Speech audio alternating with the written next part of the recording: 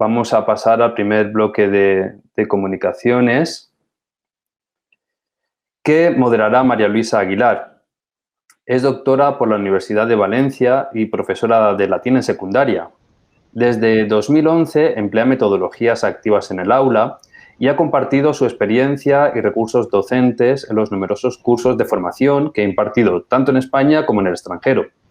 En la actualidad, trata de combinar sus investigaciones en literatura latina con sus estudios en el ámbito de la adquisición de segundas lenguas e intenta aplicar las principales indagaciones realizadas en este campo a la didáctica de las lenguas clásicas. Es además la presidenta de la Asociación Valenciana Collegium Latinitatis. Salve Aloisia, ut vales? Salve Mario, optime valeo, gratias tibi, atque itemque omnibus moderatoribus culturae classicae, gratias ago, quod in tanto conventu hominum partes et vocem vederunt collegio Latinitatis et per me. Odienim nomine praesidis collegi Latinitatis primo utor, atque hoc munere, qui tantus est, primo public fungor. Noli migitur occasionem omittere, ut gratias agam atque salutem, e homines qui uic candidatae affuerunt, atque collegium nostrum suis opibus quotannis fovent.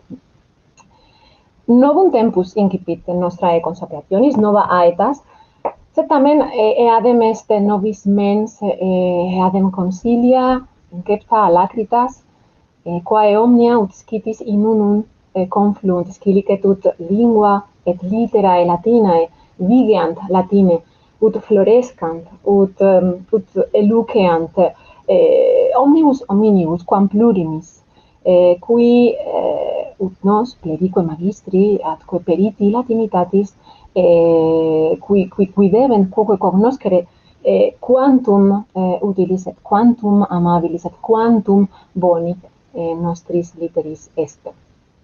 Et in acre est exemplum excelsum primus orator uius partis, cui nomen est ViaeIII, Matthäus, latine.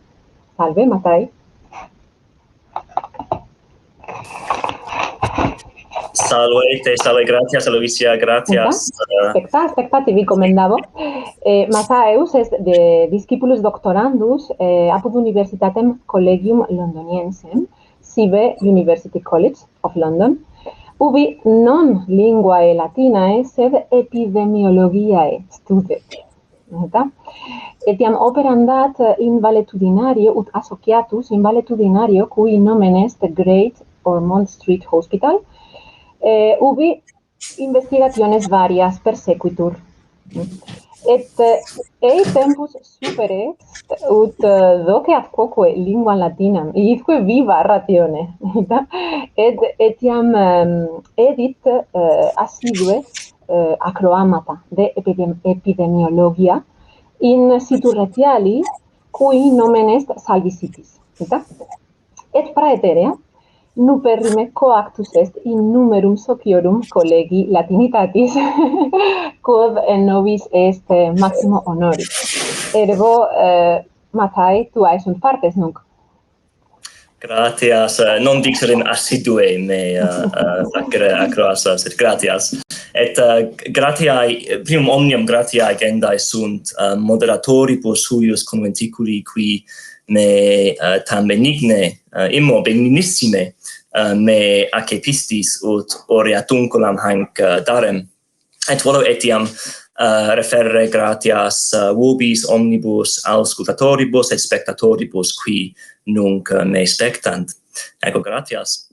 Et volo velim hodie loqui de medico Anglo Guglielmo Harveo, qui scripsit librum de motu cordis et sanguinis in animalibus, cuius libri versiones duas paravi et ad hoc paro in discentium usum modo Orbergiano et volo eas vobis compartiri et vobis mostrare. Ergo breviter aliquid de vita Guglielmi Harvei dicam, antequam motum cordis ipsum tracto, ut videamus quam facile sit loqui de rebus medicinalibus, de rebus etiam scientificis hodiernis, nam habemus omnia vocabula, omnia verba, omnia iuncturas, quas possumus ex promere, ex auctoribus recentioribus, et etiam antiquioribus ad has res medicinales et scientificas describendas. Et ende mostrabo vobis versiones, partes versionum exercitationes anatomicae, quae est titulus libri Harvey, et mostrabo rationem qua confeci has editiones. Et inde infine aliquid breviter dicam de latinitate saeculorum namut omnes scitis, lingua latina non est solum, et non est solum propria lingua Romanis antiquis, est etiam lingua saeculorum omnium. Ergo, de Harveo, et sunt duo modi scribendi nominis eius, habemus Guilielmus Harveus, sive Gulielmus Harvaius, et sine dubio est Harveius, et Anglicae dicitur William Harvey. Natus est calendis aprilibus anno 1528 in Oppido nomine Folkestone in Cantia, quae est regio meridionalis et orientalis in Anglia, et non potui reperire nomen latinum sive romanum huius Oppidi, sed Folkestone significat plus minus lapidem gentis. In primis studuit o petivit et frequentavit scholam regis in Cantia Cantauriae, ubi tantum locutis sunt latine, ergo optime, et ibi fuit nisi fallor quinque vel sex annos, ergo optime scivit latine loqui et scribere, et inde petivit Cantabrigiam, ubi factus est baccalaureus artium anno 1597, et diem ultimo mobivit mense junio 1657. Sed postquam factus est baccalaureus artium, lares transdurit Patavium in Italia, et ibi factus est medicinae doctor 1660 altero, et fuit discipulus sub anatomico prae clarissimo Hieronymo Fabricio ab aqua pendente, qui est maximi momenti anatomiae nam invenit venas nostras habere valuolas, quae sunt ita sunt maximi momenti ad sanguinem fluendum. Et postea remigravit Londinium, et operam dedit in valetudinario, id est nosocomio, Sancti Bartholomai, quod ad hoc extat, quod ad hoc in usu est valetudinarium. Et quoque creatus est, vel electus est, medicus regis Jacobi primi, et postea filii eius Caroli primi. Ergo habebatur habebatur maximus medicus inter pares. Et scripsit non nulla opera, sane de mutu cordis, de quare plura proximum, sed quoque scripsit et investigavit generationem animalium. Cum oviparium, id est de animalibus qui pullo suos perunt ovis, et de eis in utero, et ergo scripsit quoque de partu, de utero, de conceptione etiam. Et quoque habemus quastam epistulas qua scripsit. Sed etiam sunt opera perdita. Nam fuit Harveus ut patet, fuit fautor regis. Et possumus hoc videre in praefatione libri de motu cordis quam nunc ante oculos habetis ubi scripsit hoc cor animalium fundamentum est vitae princeps omnium microcosmi sol a quo omnis vegetatio dependet vigor omnis et robur emanat ita rex pariter regnorum suorum fundamentum et microcosmi sui sol re publicae cor est a quo et cetera. Sed vixit interbellum civile Anglicum inter regem Carolum et parlamentarios sicut Olivium Cromwell et primo anno belli milites parlamentarii invaderunt domum Harvei et destruerunt multa etiam destruerunt opera et cartas suas eius potius et ergo nobis peritum est opus magnum de insectibus prodolor. Sed transiam nunc ad motum cordis et volo incipere cum breviter cum anatomia cordis et arteriarum et venarum in corpore humano et volo incipere cum hoc libro his libri septem de fabrica humani corporis ab Andrea Vesalio conscriptis quia scimus Harveium negisse hos libros et Vesalius habetur hodie pater anatomiae quia scripsit hos libros qui sunt instructi pulcherrimis imaginibus corporis humani ecce habetis hic venas et arterias et possumus quoque dera omnia alia organa quoque sicut pulmones et alia viscera sed venae sunt ductus qui ducunt sanguinem ad cor et arteriae sunt illi ductus qui sanguinem a cor deducunt et sunt inter arterias et venas parvi ductus capillares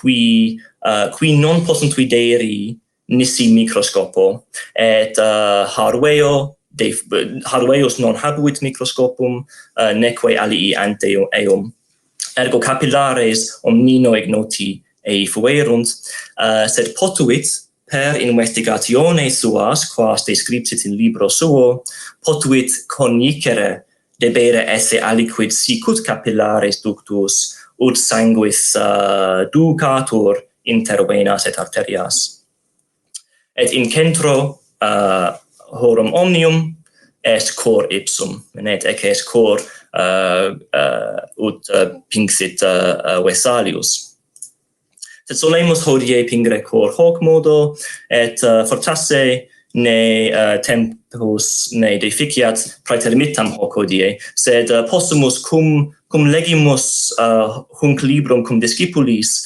possumus nexus facere inter scholas latinas et scholas scientificas quia sane in Britannia qualis militer aliis interris discipuli omnes discunt cor et sanguinem et circuitum sanguinis ergo possumus illos nexus facere.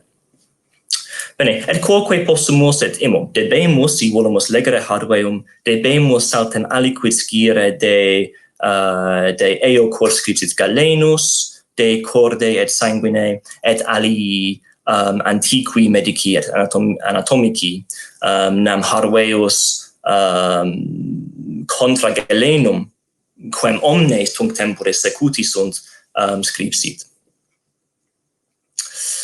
Bene, sed nunc ad versiones meas libri eius. Et utixi sunt duae versiones, et gratis de promi possunt e sede ratio de sede retiali mea. Prima versio est plus minus est textus ipse quem scripsit Harveus. Sed revere sunt tantum sex capitula, nam est aliquid quod facio cum sit mihi otium et est aliquid quod facio animi causa, ergo totum librum non iam potui transcribere et edere. Ergo habemus, vos habetis primas text capitula, et cor pertinet ad versionem secundam, sunt prima tria capitula. Et ut videtis paravi modo illo Orbergiano, ubi habemus textum, et in margine habemus multa adjumenta, multas imagines quoque ad textum facilius intelligendum. Et hic in sinistra parte tabellae est prima versio, in dextra est secunda simplificata, et explicantur in prima versione omnia verba quae nec sunt in familia Romana, nec in Roma aeterna. Etiam explicavim nulla verba quae veniuntur in Roma aeterna, nam sunt verba et locutiones difficiliores. Ergo solebam et soleo explicare ea, sive imaginibus, sive synonymis, sive aliis verbis scribo sententiam.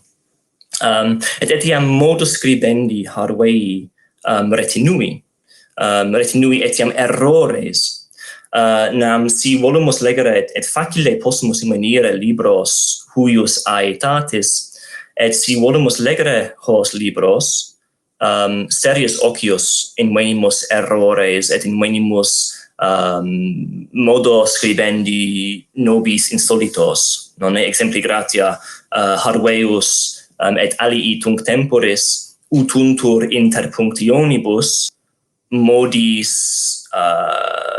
qui nostris differunt. Bene? Ergo primo lectu fieri potest difficile intellectu. Sed bene, opus est nobis has rationes discere, si volumus legere textus huius temporis. Ergo retinui talia, sed explicavi in marginibus. Etiam litteras inclinantes insolitas, et mena topographica, etc. retinui. Sed in versione simplificata, ubi tantum verba quae veniuntur in familia Romana adhibeo, ibi quoque modo scribendi mutavi ut proprius esset familiae Romanae. Et sane sunt multa vocabula technica, multa vocabula medicinalia, sicut sustule et diastole, quae significant est tempus quo cor contrahitur et relaxatur, contrahitur, relaxatur. Sunt talia verba quae necesse est nobis scire, ergo ea sane scripsi et explicavi. Bene. Et utur multis imaginibus, et conatus sum quodam modo conspectum temporum harvei praebere. Ergo sum si multas imagines evessario, quia eas harveus ipse vidisset, et quoque sunt quia harveus non solum de humano corpore tractavit, quoque de animalibus sunt multa animalia in libro, sunt multae aliae res, sicut prelum, sicut miles cum sclopeto, est aliquid de glutitione, ergo fuit occasio aliarum novarum rerum praebere, et ergo conatus sum invenire imagines quas si fortasse harveus legisset has versiones, non displicuissent, et etiam ut spero ille recognovisset. Ergo, sicut habemus in familiam Romanam imagines Romanas, hic habemus imagines saeculi non omnes, sed saeculi decimi septimi. Bene, et facillime confeci versiones meas tantum usus sum Microsoft Word sunt qui utuntur aliis programmatibus sicut latex et aliis, sed facillime fit in Microsoft Word tantum debui inserere tabulam quatuor partium uni cuique capitulo et de pinxi lineas nigras et mutavi magnitudinem litteras etc. ut pulcrius omnia videantur et licet inserere exempli gratia tabulas parviores ut imagines et adnotationes suae etiam pulcrius et melius videantur. Et si vultis habere formam vacuam ut faciatis vestra opera hoc modo libentissime metam formam, sed ut dixi facillime est hoc facere. Bene, tandem ad latinitatem saeculorum. Nam fortasse maxima pars latinitatis quae nobis extat nescio procerto, sed volissim liter scripta est saeculis recentioribus. Ergo sunt plurimi alii auctores et autrices saeculorum recentiorum. Et haec latinitas pertinet fere nisi ad omnes provincias vitae. Hic sunt paucissima exempla. Bene, exempli gratia habemus opera in provincia medicinae, sive epidemiologiae, pertinent ad morbos, de motu cordis exempli gratia, est tractus de peste, in quo describitur clausura contra pestem, simile eo quo nunc patimur, de morbis artificium, quod pertinet ad epidemiologiam socialem, ad meam scientiam. Habemus opera ad rem publicam, sicut illa oratio contra legatum Polonicum ab Elisabeta Regina, quae est iucundissime lectu. Astronomia, exempli gratia sidereum nuncium, habemus Galilei, Philosophiam, Cartesi meditationes, ubi scripsit cogito, non scripsit cogito ergo sum, scripsit aliquid simile, sed sententia ipsa ibi est apud meditationes. Habemus opera mathematica, habemus fabulas, sicut iter subterraneum Nicolae Clini, sive utopiam, Thomae Mori, et ceteros. Est vestibulum comenii, de quo algoros noster dicet plura hodie ni fallor. Habemus Isaaci Newtoni Philosophia Naturalis Principia. Sunt opera de insectibus, exempli gratia Maria Sibyllae Merian, est nom organum Francisci Baconis, sunt poemata de religione, etc. Et hoc est maximum. Tunc temporis sunt plurimae mulieres quae scribunt latine. Et si volumus monstrare linguam latinam esse omnibus, id quod affirmo, debemus et abortet nos legamus opera mulierum, et facillime possumus invenire talia multis de rebus tunc temporis. Bene. Et ut dixi sunt multa alia, plurima alia. Bene, feriat finem pervenio, volui nunc tantum dicere vos posse etiam carmina de mutu cordis invenire, transcripsi unum ex his duobus potius, et vinculum imposui amborum. Fortasse sunt alia, nescio, sed inveni haec duo. Et quoque edidi in publicum duo acroamata nomine salvicitis de Harveo et motu cordis, et episodion sexet decem est destinatum decimum potius est destinatum ad tironibus. Bene.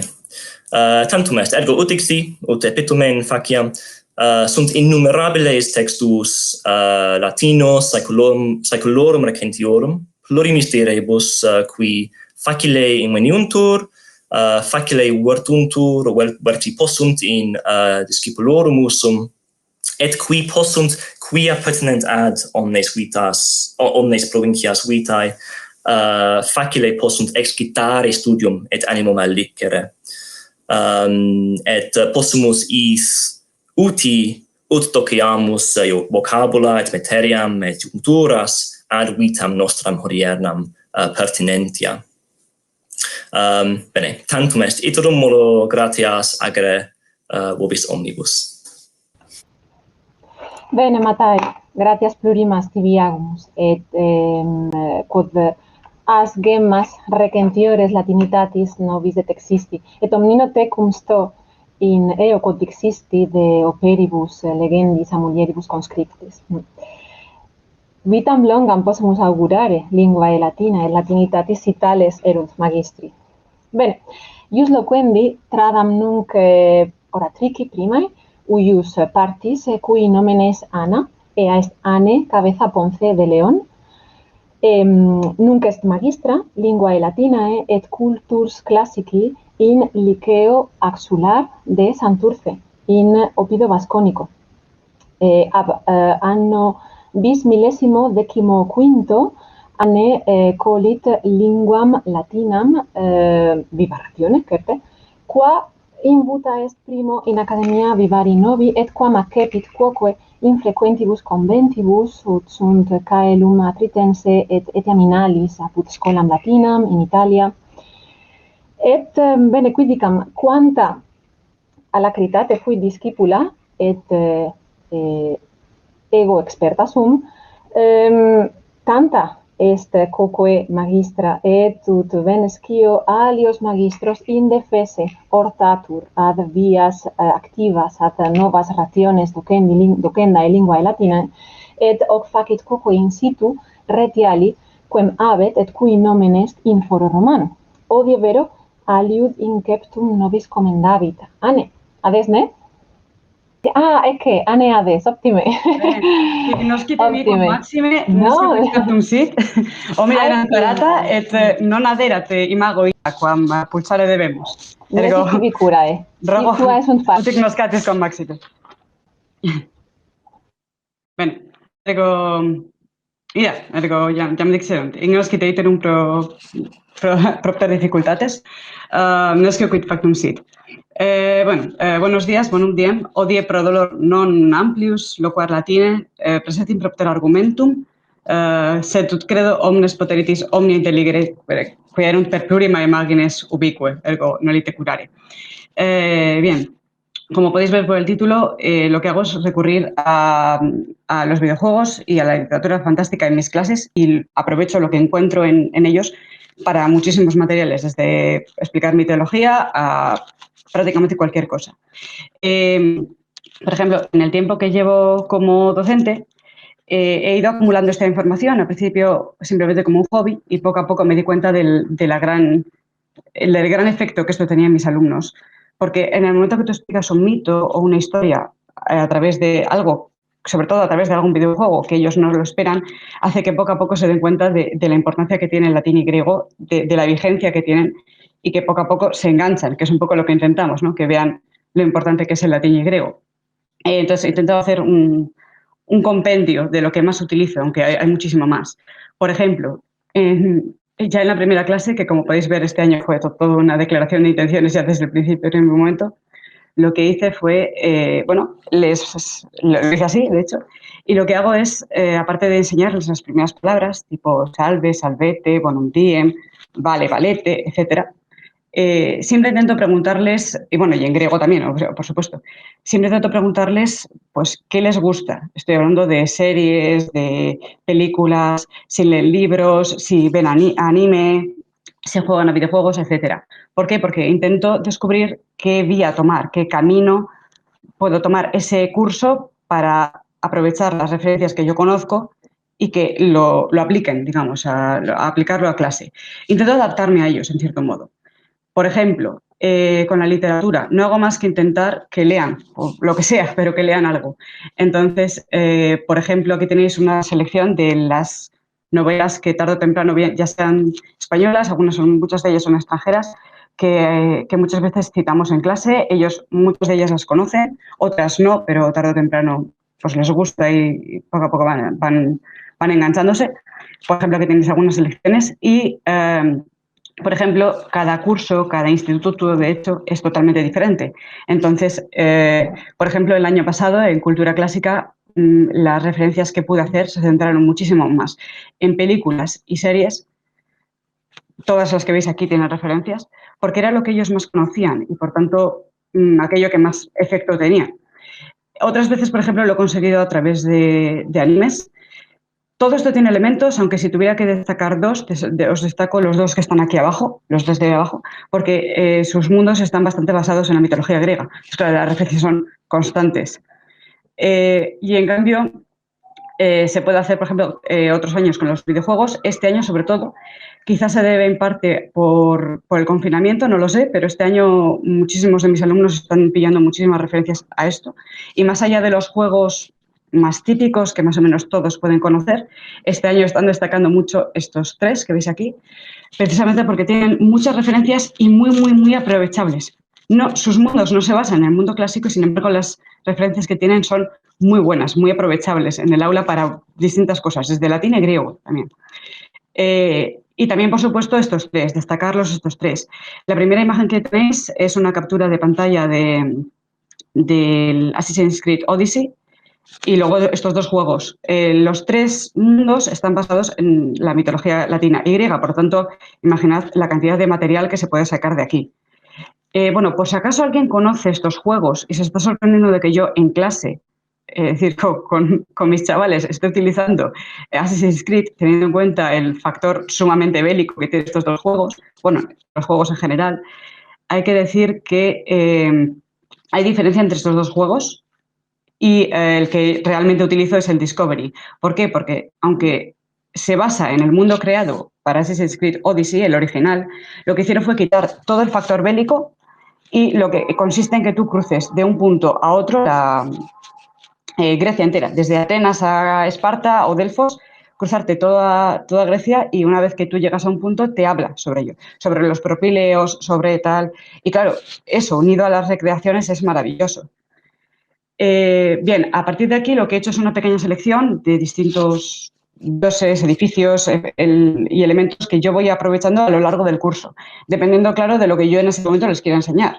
Si estoy en cultura clásica una cosa, si estoy en latín otra. Es una pequeña selección, aunque hay muchísimo más. Por ejemplo, si quiero hablarles de los anfiteatros, por supuesto les enseño el Coliseo, les enseño las partes del Coliseo, les hablo de la construcción, etcétera, de la época, pero también se lo uno a muchos otros, en este caso muchísimos otros videojuegos, como pueden ser estos, que no solamente están claramente basados en el Coliseo original, sino que además los nombres de muchas veces los nombres de los edificios son el Coliseo, son directamente. Y les sorprende muchísimo poder hacer una referencia tan sencilla y lo ven recreado además. Esto mismo se puede aplicar a edificios, a templos, a columnas, etcétera. Y una vez metidos en mitología, pues Caronte, el que tenéis detrás es Prometeo, Zeus, etcétera. Las referencias son constantes. Y una vez metidos en mitología, ellos mismos son capaces muchas veces de unirte a otras series, otras películas que han visto. Percy Jackson, tanto los libros como las películas, juegos más recientes, etcétera. Una vez entrados aquí, es una mina de oro. En mitología podemos encontrar desde referencias muy sencillas, como puede ser, o muy típicas, como puede ser Cerbero, en Harry Potter, en juegos más recientes, incluso cosas mucho más específicas que yo no había encontrado antes, como puede ser Minos, pero es que en este juego aparece como dios del como juez del inframundo, es decir, con cosas bastante más concretas. Si, por ejemplo, estamos hablando de la Odisea y queremos tratar las sirenas, aparte de hablarles de las sirenas homéricas, ellos lo unen a las sirenas que ellos conocen, digamos, las tradicionales, y al mismo tiempo estas sirenas, es decir, personajes que atraigan a los marineros y rompan las naves, etcétera, aparecen en Ice Age, en Sinbad. Podemos unirlo también con varias canciones que hacen mención de las sirenas. Incluso podemos encontrar perlas como esta, que disculpad mi inglés, pero es que es tal cual. Grecian mythology speaks of monsters called sirens, which lure ships to their doom. Llevan los barcos a la desgracia, que es precisamente lo que hacen las sirenas. Una vez más, con centauros, exactamente igual. Desde películas más conocidas a cosas mucho más concretas, incluso muy modernas, que les sorprenden, pero están claramente basados en los centauros clásicos. Con el Minotauro, 3/4 lo mismo, os propongo varios ejemplos. Y una vez metidos en mitología, es decir, en dioses, se puede aprovechar con todo lo que ellos conocen o cosas más modernas, o incluso a veces unirlo con edificios. Yo en mi caso muchas veces les uno con edificios, en este caso de mi ciudad, de Bilbao. Este era mi antiguo instituto y tiene una gran Atenea en la fachada. Entonces, muchas veces lo que les pongo son imágenes de edificios conocidos para que ellos mismos identifiquen al personaje y lo puedan unir a otras cosas. Lo mismo, si estamos hablando de la guerra de Troya, además de unirles con cuadros clásicos, que siempre que encuentro uno lo hago, para ellos es mucho más sencillo recordar a Eris si les pongo una imagen como esta, que aparece, por ejemplo, en Simpatía del Rey de los Siete Mares. Además, esta película tiene referencias muy graciosas, muy buenas de mitología, pocas, pero tienen muy elegidas. Y les es mucho más sencillo recordar el principio de la guerra de Troya, la parte mitológica, con este personaje, que si yo les pongo todos los cuadros simplemente. Con Caronte. Caronte es una constante en muchísimos juegos, en muchísimas películas, en libros y demás. Y yo en mi eterno intento de que lean algo, por ejemplo, en la trilogía de Túneles encontramos a los personajes llamados Styx, que es la palabra inglesa para Estigia, y son personajes que además viven bajo tierra, es decir, tienen un doble sentido. Una vez más, este año, como he dicho, este juego además, por la novedad quizá, está calando muchísimo entre mis alumnos y no solo encontramos personajes más típicos, como pueden ser los dioses olímpicos, sino personajes que ellos mismos no conocían o quizás no son tan conocidos en primer momento y que están aprendiendo gracias a ellos, como puede ser Sísifo, por ejemplo. Aparte de que los diálogos que tienen son muy buenos y hacen referencia a la propia mitología, tienen gracia. En este apartado lo que he hecho es poneros una selección de las pequeñas interrelaciones que yo hago a medida que voy leyendo. En este caso, familia romana. Lo he aplicado a familia romana porque es el que yo utilizo, pero como veréis es muy aplicable a casi cualquier cosa. Por ejemplo, en el primer capítulo, os he puesto el ejemplo de Delfos. Se puede hacer con Creta y se puede hacer con cualquier otra isla. Cuando aparece Delfos, además de leer el capítulo, yo les hablo del Delfos, o sea, de las ruinas de Delfos actuales y les pongo recreaciones, sobre todo sacadas del Discovery Tour, aunque también de otros, y con eso se les queda la imagen de algo real, digamos real o que lo ven reconstruido completamente. Y encima en algo moderno, que no se lo esperan para nada. Cuando aparece, por ejemplo, en las primeras escenas, las primeras escenas de familia romana, yo aprovecho para hablarles del teatro, de las partes del teatro, de cómo se diferencia un teatro griego a uno romano y les voy poniendo imágenes. Por ejemplo, estas son las que más éxito suelen tener ahora por la novedad. En este caso es una imagen sacada de la película de Harry Potter y otra de un videojuego llamado Genshin Impact, que tiene, entre otras cosas, todas unas ruinas enteras, que es claramente un teatro griego.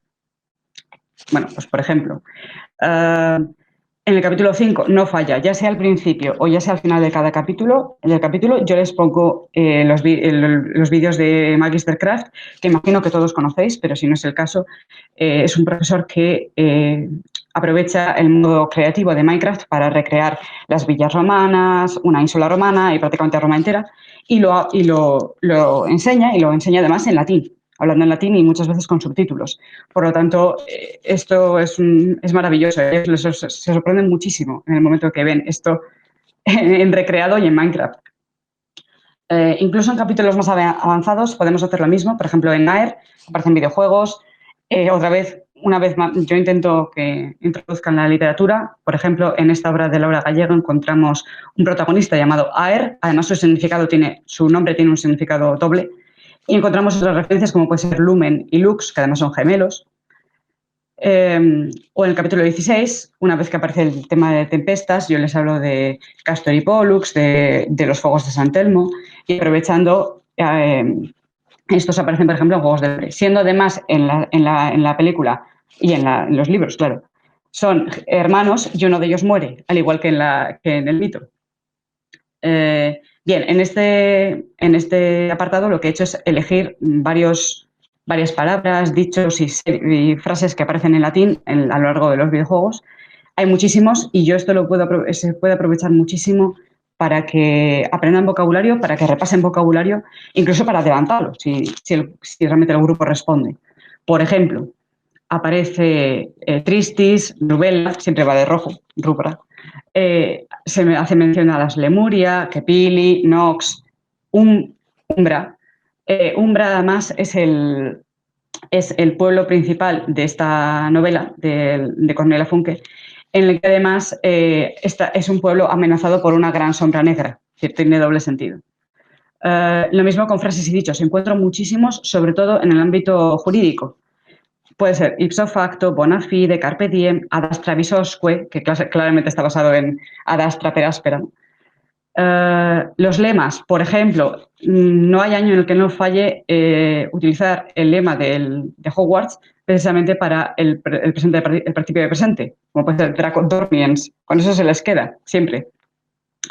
Vale, entrando a un pequeño elemento del griego, encuentro también muchas referencias, desde algunas pequeñas y muy curiosas, como puede ser el Eleftheria, que es el nombre del barco que veis, el barco fantasma, pero es que además en el propio juego lo llegan a decir que es precisamente Freedom in the Croatian Tongue. Es decir, juegan en este videojuego juegan muchísimo con el elemento griego y latino, y tiene doble sentido, tiene INRI, porque es precisamente un barco de esclavos y se llama Libertad.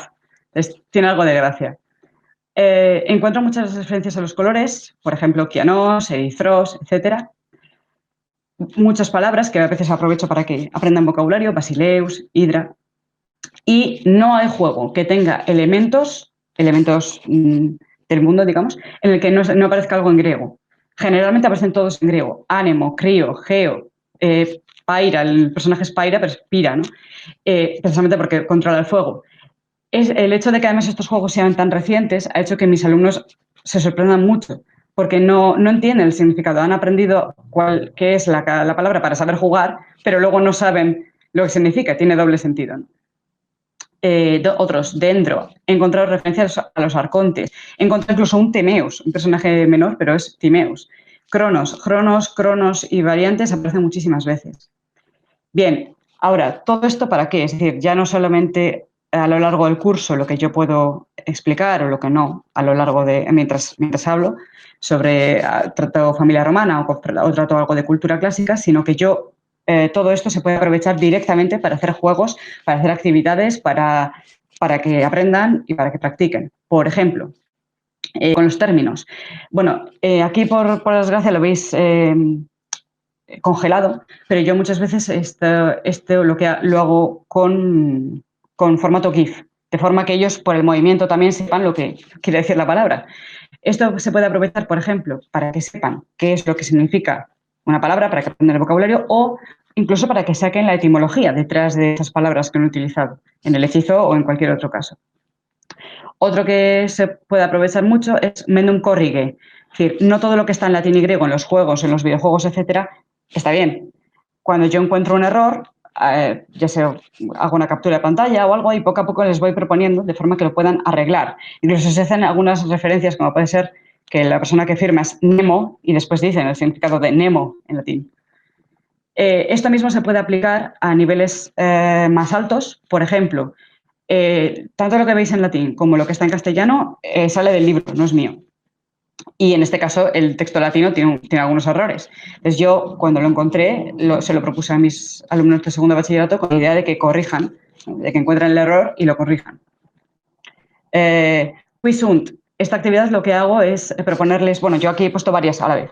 Lo que hago es ponerles una sola imagen y tienen que saber a qué dios, a qué personaje, a qué momento histórico hace referencia. Esto además se puede ludificar, esta actividad, de forma que pues eso, se hace por equipos y un personaje, y cada cada equipo debe a ver cuántos personajes adivinan, ¿no? La verdad es que suele tener bastante éxito.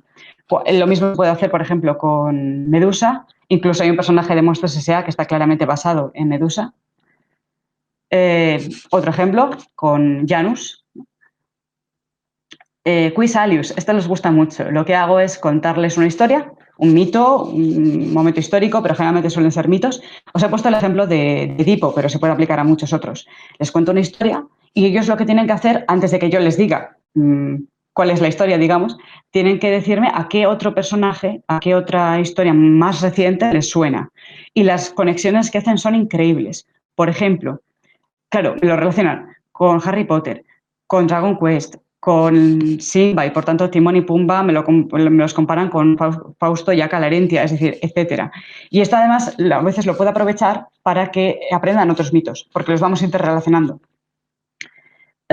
Otro ejemplo, bueno, yo aquí os he puesto el título porque es más sencillo, pero yo a ellos se lo propongo sin título y les leo un texto o bien se lo propongo en la pizarra y se trata de que lo lean y que adivinen a qué personajes están haciendo referencia cuando encuentro cosas de estas.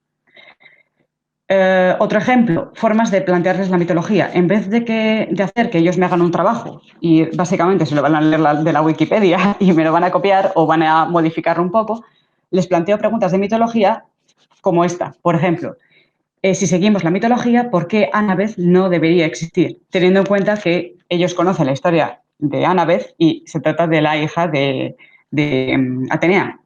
De forma que tengan que pensarlo, no solamente copiar y pegar de la Wikipedia, sino pensar en la respuesta, analizarlo y pensar por qué no puede existir o por qué sí.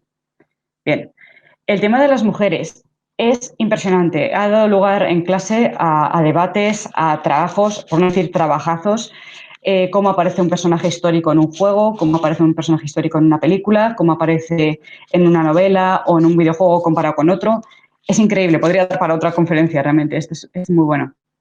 Otra forma de plantearse las declinaciones, sabiendo que ellos conocen estos personajes, es mucho más sencillo que ellos asocien la palabra latina o griega a un personaje o a una imagen antes que a un listado de palabras. Pues formas de plantear una declinación. Esto mismo se puede hacer, por ejemplo, con adjetivos, por poner otro ejemplo.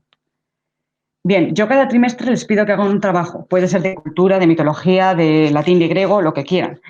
Y ha dado lugar el hecho de que yo poco a poco, a lo largo del curso, les vaya uniendo elementos, poco a poco, y vayan viendo la relación con series, con sagas, etcétera, ha dado lugar a trabajos muy buenos, como os pongo, por ejemplo, un videojuego, una película, una serie que suele aparecer mucho, y libros, porque esa saga tiene muchísimas referencias a latín y griego, es maravillosa.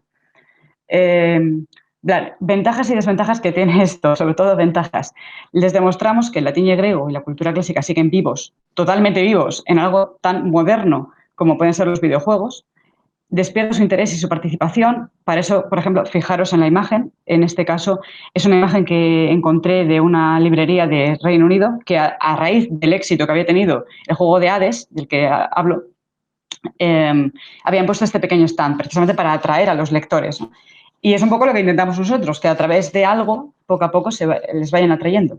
Y después sus aportaciones. El hecho de que ellos mismos me vayan aportando a mí datos cuando van encontrando cosas, hace que primero nos mantengamos al día, me mantengo al día de lo que a ellos les gusta o lo que no, de un juego o de lo que sea, y las interrelaciones que hacen. Ya no digo solamente con series o con sagas, sino incluso entre clases.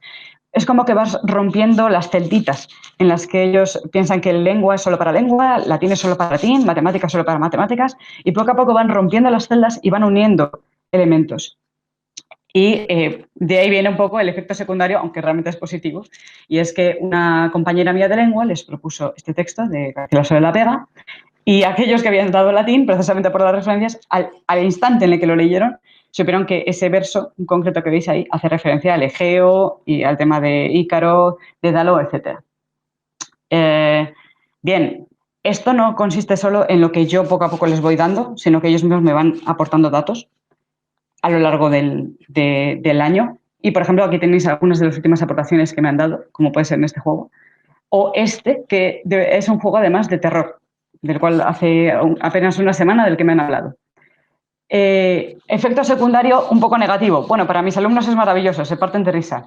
Es que, claro, debido al COVID tenemos que tener las ventanas abiertas, las puertas abiertas, etcétera. ¿Qué ocurre?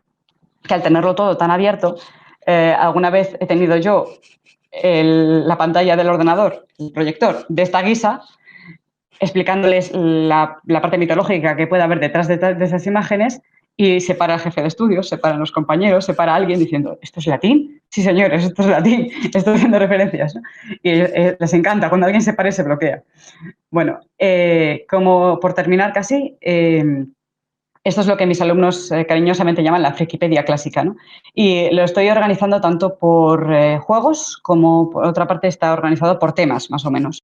Y consiste precisamente en que ellos me aporten, es decir, yo cada día cuando llego a clase, no llego y les hablo de esto simplemente, sino que saben que tienen aquí el cuaderno, yo lo dejo encima de la mesa y saben que si han encontrado una referencia a cualquier cosa, ellos pueden escribir sobre ello. Luego yo lo compruebo y poco a poco voy añadiendo. Y esto les engancha, les pica muchísimo. El encontrar un elemento y que yo les diga además que tenían razón o que yo incluso lo aproveche después en clase, es genial. Y con esto hay que decir que si alguien, por lo que sea, mientras yo hacía mis referencias, ha encontrado algo, se le ha ocurrido alguna referencia y me lo quiere decir, esto está abierto. Es decir, se trata de que poco a poco vayamos haciendo una pequeña frikipedia, ¿no? Y encontrando elementos que además se pueden aprovechar, como habéis visto muchas veces, para clase y para juegos y para actividades. Y bueno, y algún día me gustaría, de hecho, organizarlo de tal manera que si alguien quiere encontrar referencias a la guerra de Troya, poder encontrar directamente todo lo que yo y mis alumnos y todo el mundo que me haya aportado hayamos encontrado. Pero bueno, eso con tiempo. Y bueno, esto era un poco todo. Utinam placeat. Gracias, omnibus. Gratias tibi agimus, Ana. Vene nungiam este tempus transeunди ad tertium et ultimum oratorem uius partis, cui nomen es Theodosius Polychronis. Is est vire Graecus natu, sed iam diu vitam agit apud Gallos. Ab anno bis millesimo decimosexto est professor literarum classicarum in collegio Geellusac, in Opido Gallico nomine Colom, et bene praeter munus docendi, etiam multis investigationibus sedat et non minore studio, quas persequitur praesertim in provincia literarum Graecarum, et in genero scribendi quod ad historiam rerum gestarum spectat, in quo versatur eius dissertatio doctorales, et in quo lauream doctoralem adeptus est anno bis millesimo duodecimo.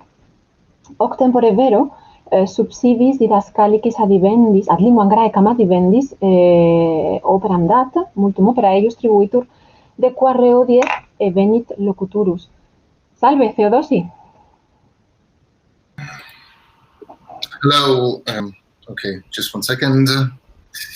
Okay, so thank you very much. Veni. Salvete omnes. Thank you very much for accepting my proposal.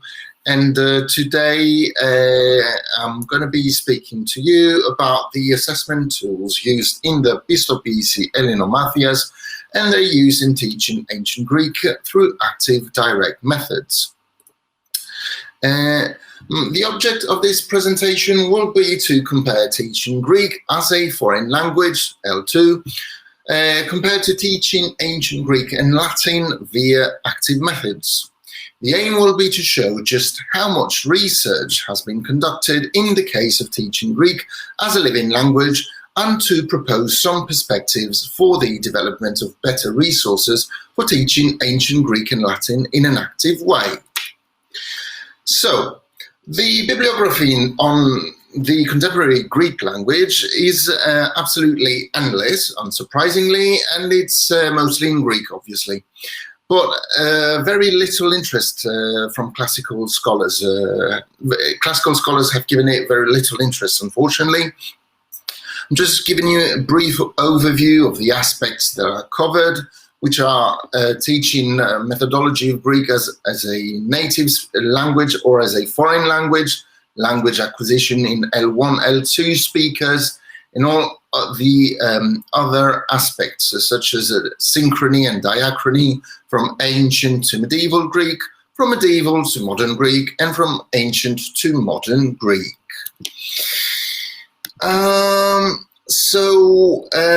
Up until now, there's been I'm just giving you some very basic bibliography on the methodology of teaching Greek as a foreign language.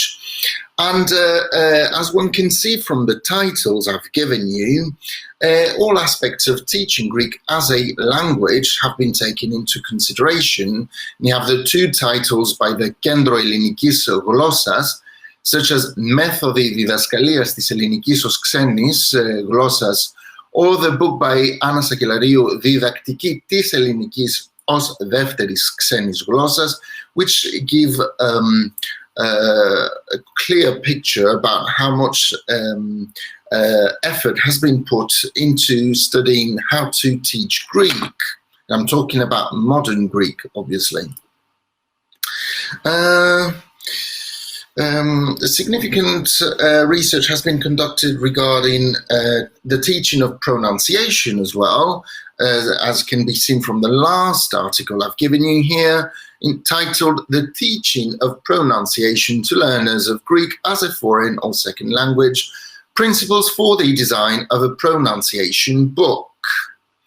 We have the same thing that's been done more or less in the article by Apostolou here. I'm not going to go into details because that's going to take too much time. I just want to focus on just some aspects, right? But if we take the topic of accent, of teaching accentuation and pronunciation, in comparison, this topic, in the case of ancient Greek, can be seen as lacking in the best of cases, or presented as terribly difficult and complicated, right? So,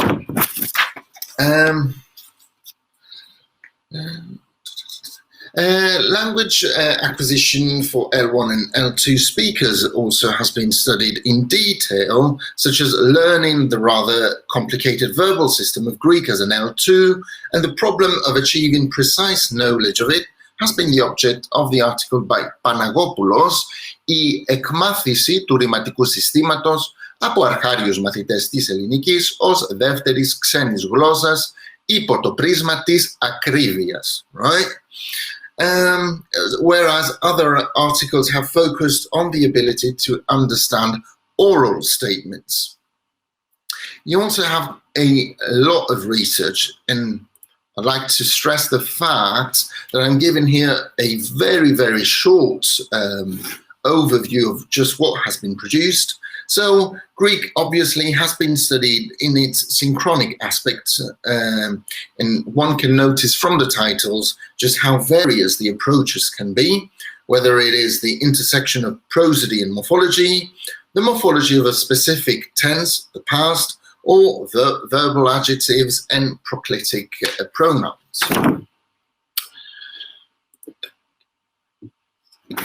Diachronic study has not been research in the diachronic study of the Greek language is not lacking, obviously. And one of the topics that's been given a lot of attention in Greece is the subject of what is called ενδογλωσσική μετάφραση. We have it in the first article, which is intralinguistic translation, that is, translating or rewriting from one moment of a language to another, from ancient Greek to modern Greek.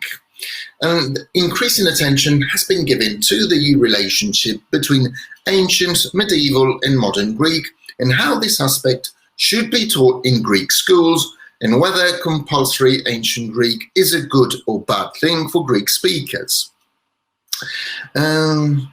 Right. Last but not least, you have a lot of work that's been produced on phonology and phonetics, most notably a pairwise variability index analysis of Greek speech rhythm among children, teenagers, and adults, etc., etc. Right. So, someone could say, well, that's all very nice and interesting. Okay, but what does this all have to do with ancient Greek and the teaching of it? I think it illustrates three things. The fact that the study of Greek is divided in three separate fields in countries outside of Greece, which is classics and ancient Greek, Byzantine studies, and modern Greek studies, with hardly any communication between them. It also perfectly well illustrates just how much research has been put into the methodology of teaching Greek as a foreign language, and in comparison, work on the methodology of teaching ancient Greek is practically non-existent, or rather in its infancy stage. So you can see the complete discrepancy, therefore, between how Greek is treated and taught as a language on the one hand, compared to ancient Greek taught as anything but a language, right? So, what are the goals of what we call Ellinomathia, that is learning, being able to speak Greek in order to communicate with Greeks or live in Greece? You have the general goal, γενικός εκπαιδευτικός στόχος, the particular goals, ειδικοί εκπαιδευτικοί στόχοι. You have all circumstances of communication which are taken into account, that's the third point, καταστάσεις επικοινωνίας. Vocabulary, obviously, λεξιλόγιο, φωνητική, phonologia, γραφή, I don't have to translate that, and last but not least, the κοινωνιογλωσσικά στοιχεία, or sociolinguistic elements that need to be taught at precise levels. Okay. In comparison, what are the goals of classicists? What are the σκοποί αρχαιογνωσίας, as one could call them? In theory, there are no communicative goals, since the main goal is reading comprehension of ancient Greek or Latin, which entails understanding rather complex and highly literary texts, and understanding texts whose cultural norms and references are not our own. And the second goal is obviously to use these texts as a tool to better understand and reconstruct as accurate a picture of the ancient world as possible.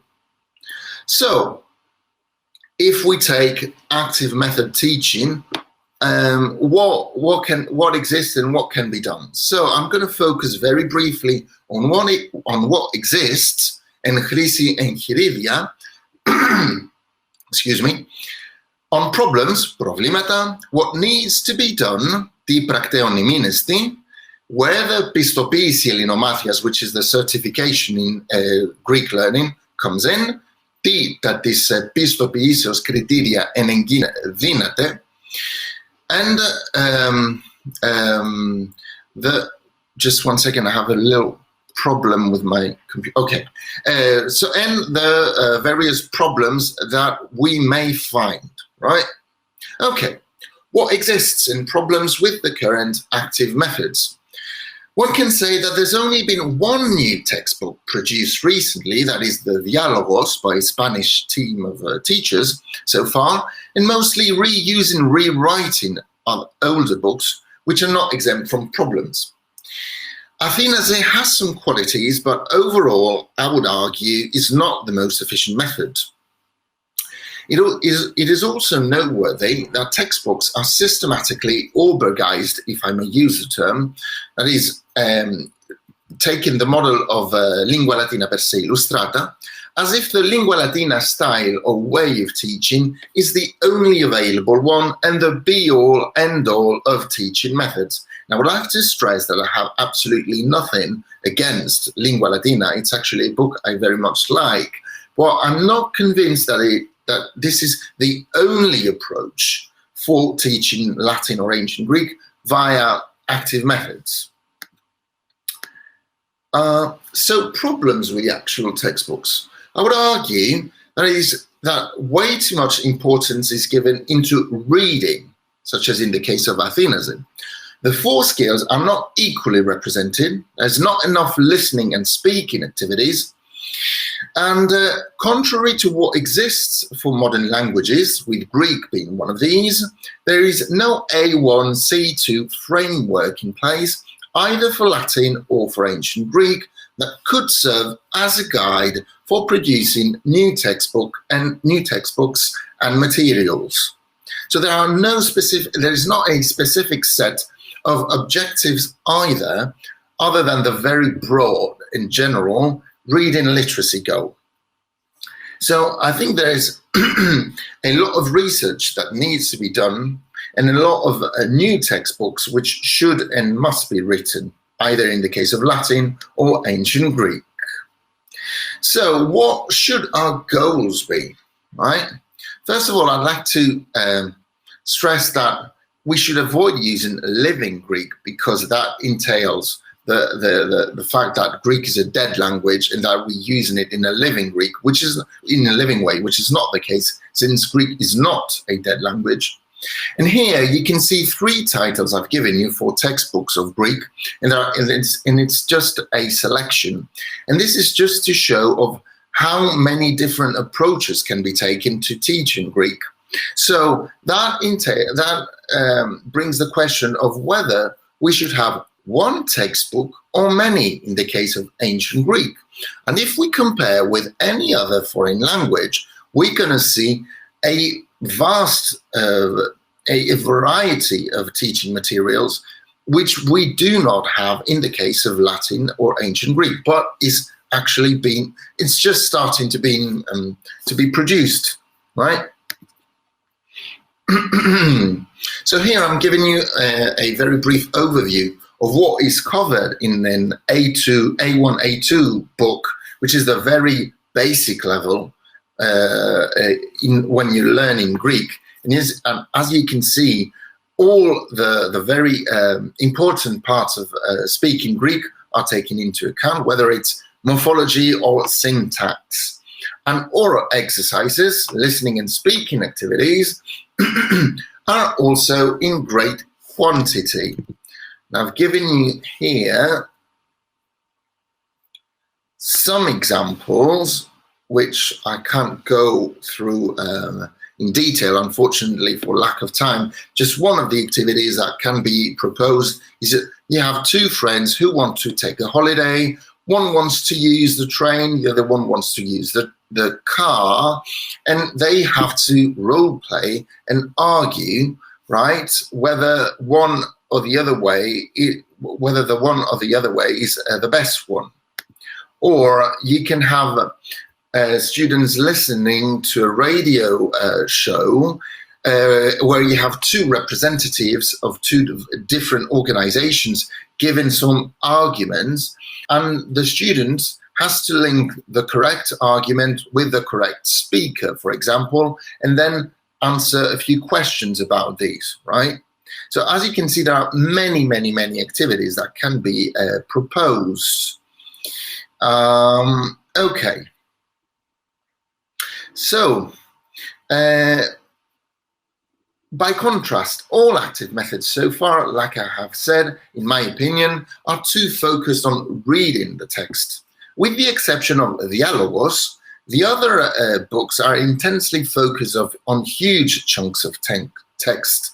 I would argue that ViaeIII goes to the other extreme, but one should see that as a strength rather than as a weakness, and one should view this book as just the first out of a long series that need to be produced. So where does the Pistopisi comes in? I think that we should start defining levels and using the Pistopisi guidelines as an inspiration for organizing what we have to teach in ancient Greek along these lines. So specific exercises for each specific level must be thought out. We also have to produce a framework of precise guidelines along the lines of A1, C2 recommendations. And just as Greek textbooks focus heavily on contemporary Greek culture and realia, society, norms, responding to precise communicative situations, such as finding oneself in a court of law, and include a significant amount of visual materials, so too ancient Greek textbooks must include a very important amount of images and visual material depicting places, objects, and anything that will allow the student to have a better mental image of the society that is studied. Okay. So what are the problems? The problems are that Greek is a highly inflected language. So what Greek should we teach? Attic? And what about dialects, epic, tragedy, etc., etc., right? So we have to think about that, but we also have to think very hardly about how to produce really good listening and speaking activities and audio resources. There is also the problem that our main goal is not really communicating at the end of the day, since what we want to do as classicists is understand highly complex text, such as Lucretius or Plato or Plotinos or mathematical treatises, architectural treatises. So teaching goals must be adapted towards permitting an easier understanding of highly specialized texts. The question of audio resources and evaluating reading and speaking, as well as teaching the pronunciation, brings the question of the very vexata question of the pronunciation of ancient Greek. So here I've given you just a few titles which are defending the Greek pronunciation, right, for ancient Greek.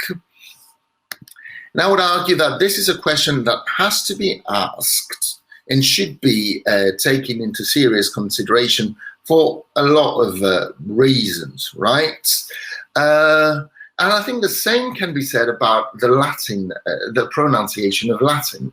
I don't think that saying the modern pronunciation of Greek or ecclesiastical pronunciation of Latin are the best ones, because at the end of the day, if you take the example of Latin, the pronunciation has not been imposed by an external thing like the church, but was the pronunciation at a certain time. So we should really be calling that pronunciation historical pronunciation and not hesitate to adopt that. In any case, I would like to end by asking a few questions. So how should we be studying Greek, therefore? How should we approach that question? Should we teach just ancient Greek, or should we approach Greek as a broad subject, going from the ancient times on to modern times? That is, ancient, medieval, and modern Greek. And should we be thinking, should teaching of Greek be thought out in terms of classics or in terms of Greek studies, medieval, ancient, and modern studies? So I'm going to end that with these questions, and I'm coming only with questions. I don't have answers, but I wanted just to present to you a few questions that I had, and I'm going to finish this presentation with saying θερμό ευχαριστώ για την φιλοξενία και την προσοχή σας. Σε ευχαριστούμε πολύ, Θεοδόσιο, que muchas gracias también a Matthew, Anne y, lógicamente, a María Luisa.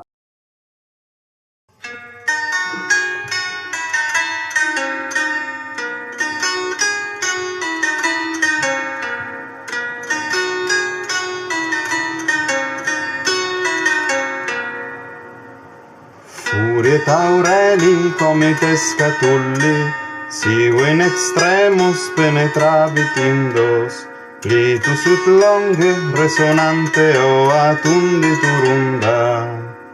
Sive in hyrcanos sarabesve molles, seus agassa gitti ferosve partos, sive quae septem geminus coloratae coranibus. Sive transaltas gradietur Alpes, Caesaris visens monumenta magni, Gallicum reno horribilesque ultimosque Britannos. Omne haec quaecumque feret voluntas, caeditum tentare simul parati, pauca non tia che me hai puella e non bona dicta. Cum suis vivat quale atque moicis, quos simulant plexa penetra centos. Producido y editado por Osiberia Technology.